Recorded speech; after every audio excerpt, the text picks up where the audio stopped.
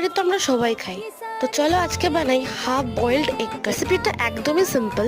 আমরা ডিমটাকে নিয়ে কিছুক্ষণের জন্য boil for about 2 to 3 minutes. বেশি বয়েল করলে কিন্তু ভেতরের কুসুমটা একদম যেরকম নর্মাল ডিমের হয় সেরকম হয়ে যাবে।